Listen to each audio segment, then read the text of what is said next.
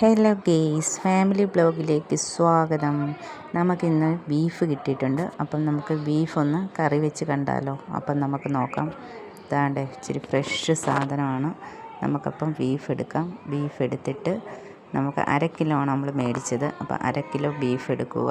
അത് വൃത്തിയായി കഴുകണം. അതാണ് ആദ്യം ചെയ്യേണ്ടത്. നമ്മൾ ഇറച്ചി വർഗ്ഗങ്ങളൊക്കെ വരുമ്പോൾ അതിൻ്റെ ചോരയും മറ്റുമൊക്കെ നല്ല വൃത്തിയായി കഴുകിയെടുക്കുക ഗെയ്സ്. നല്ല രീതിയിൽ കഴുകിയിട്ട് നമ്മളെന്ത് ചെയ്യണം, ഒരു കുക്കറിനകത്തേക്ക് വാരിയിടുക. കുക്കറിൽ വാരിയിട്ട് വെച്ചിട്ട് നമ്മൾ അടുത്തതായിട്ട് ചെയ്യേണ്ടതെന്ന് വെച്ചാൽ പൊടികൾ അനത്തണം. അത് ഞാൻ കാണിച്ചില്ല. അതിനകത്ത് നമ്മൾ മുളക് പൊടി ഒരു 2 സ്പൂൺ മുളക് പൊടി, 1/2 സ്പൂൺ മല്ലിപ്പൊടി, മഞ്ഞൾപ്പൊടി, കുരുമുളക് ഇത്രയും ജസ്റ്റ് ഒന്ന് ചൂടാക്കിയിട്ട് നമ്മൾ ഇതിനകത്തിട്ട് കുറച്ച് ഉപ്പും കൂടെ ആയിട്ട് നല്ല രീതിയിൽ നമുക്കതങ്ങ് പുരട്ടി വയ്ക്കാം. അപ്പം നമ്മൾ നല്ല രീതിയിൽ അത് പുരട്ടി വെച്ചിട്ട് നമ്മൾ എന്താ ചെയ്യണം, ഒരു 5 മിനിറ്റ് അത് റെസ്റ്റിങ് വെച്ചിട്ട് നമ്മളെന്ത് വേണം, കുക്കറിൽ അത് വിസിലേറ്റാൻ വയ്ക്കുക. അപ്പം അതിന് വേണ്ടുന്ന ഇൻഗ്രീഡിയൻസ് ഇഞ്ചി വെളുത്തുള്ളി പേസ്റ്റ്, കുറച്ച് മല്ലിയില, പച്ചമുളക്, പിന്നെ സവാളയും കൊച്ചുള്ളി അരിഞ്ഞു വെച്ചത്, തക്കാളി, ഇതൊക്കെയാണ് ഇതിന് വേണ്ടിയുള്ള ഇൻഗ്രീഡിയൻസ്. അപ്പം നമുക്കത് അവിടെ ഇരുന്ന് വേവട്ടെ. ഒരു 3-4-5 വിസിൽ, ഒരു 5 വിസിലെങ്കിലും മിനിമം അടിക്കണം, 5 ഇത്. അപ്പോൾ അത് അവിടെ ഇരുന്ന് വേവട്ടെ. ആ സമയത്ത് നമുക്കൊരു അലൂമിനിയം പാത്രത്തിലേക്ക് നമുക്ക് ചൂടാക്കാൻ വയ്ക്കാം. എന്നിട്ട് നമുക്കതെന്തോ ചെയ്യാം, ഇത് ചൂടാകുമ്പോഴത്തേന് കുറച്ച് എണ്ണ ഒഴിക്കാം. അത്യാവശ്യത്തിന് വേണ്ടുന്ന എണ്ണ എടുക്കുക. അപ്പോൾ നമുക്ക് എണ്ണ അതിനകത്തേക്ക് അത്യാവശ്യത്തിന് വേണ്ട എണ്ണ ചേർത്തിട്ടുണ്ട്. അപ്പോൾ എണ്ണ എടുത്തിട്ട് നമുക്ക് ആദ്യമേ വെളുത്തുള്ളി ഇഞ്ചിയുടെ പേസ്റ്റ് ഉണ്ടല്ലോ, പേസ്റ്റല്ല, ഞാൻ ചതച്ച് വെച്ചതാണ്. ആ ചതച്ച് വെച്ചത് അതിനകത്തോട്ടിട്ട് നല്ലതായിട്ട് മൂപ്പിക്കെടുക്കുക. അതിനകത്തൊരു ഇച്ചിരി കറിവേപ്പിലയും കൂടി ഇടുക, പിന്നെ പച്ചമുളകും. അപ്പോൾ ഇത്രയും കൂടി ഇട്ട് നമുക്ക് ജസ്റ്റ് ഒന്ന് മൂത്ത് വരികയെന്ന് ജസ്റ്റ് മൂപ്പിക്കാം. അപ്പോൾ അതൊന്ന് വെയിറ്റ് ചെയ്തിട്ട് അതൊന്ന് മൂക്കുമ്പോഴത്തേനും നമുക്ക് കൊച്ചുള്ളിയും സവാളയും അരിഞ്ഞു വെച്ചത് അതിനകത്തേക്ക് ചേർക്കാം.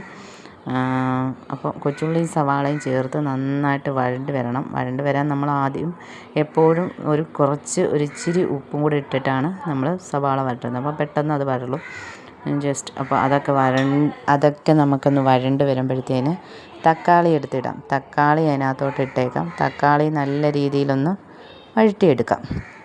അപ്പം ഗെയ്സ്, നമ്മൾ തക്കാളി നല്ല രീതിയിൽ വഴറ്റി അങ്ങോട്ട് എടുത്തിട്ട് നമ്മൾ നെക്സ്റ്റ് അടുത്ത് എന്താണ് ചെയ്യേണ്ടത്, അപ്പോൾ അതും ജസ്റ്റ് നല്ലൊരു ബ്രൗൺ കളറാവുന്നിടം വരെ വഴറ്റിയെടുക്കുക. അപ്പോൾ തക്കാളിയൊക്കെ ഒന്ന് വഴണ്ട് വന്നിട്ടുണ്ട്.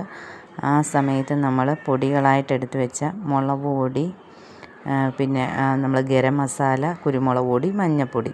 അപ്പോൾ ഇതിനകത്ത് നമ്മൾ മല്ലിപ്പൊടി അത്രയ്ക്ക് ഇടുന്നില്ല. നമ്മൾ നേരത്തെ പൊട്ടറ്റിയപ്പോൾ മല്ലിപ്പൊടി ഇട്ടായിരുന്നു.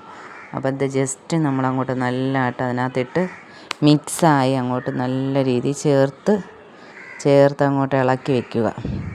അപ്പം നല്ല രീതിയിൽ അങ്ങോട്ട് അത് പെരളട്ടെ. അത് ജസ്റ്റ് നല്ല വരളുന്നിടം വരെ നന്നായി ഇളക്കി വെച്ചിട്ട് നമ്മൾ കുക്കറിൽ ഒരു 5 വിസിലാണ് ഞാനിത് വേവിച്ച് വെച്ച ബീഫിനെ നമ്മൾ ഇതിനകത്തേക്ക് തട്ടിയിട്ട് ജസ്റ്റ് എല്ലായിടത്തും അരപ്പ് വരുന്നത് പോലെ അങ്ങോട്ട് പിടിച്ച് എല്ലായിടവും നല്ല ഇതാക്കിയിട്ട് ഫസ്റ്റ് നമ്മൾ ജസ്റ്റ് തിള വരുന്നിടം വരെ വേവിക്കണം. ആ ബീഫും ഇന്നുള്ള ചാറും എല്ലാം അങ്ങോട്ട് ഇളകുന്നവരെ അതുവരെ നമുക്കൊന്ന് അടച്ച് വെച്ച് വേവിക്കാം ഗെയ്സ്.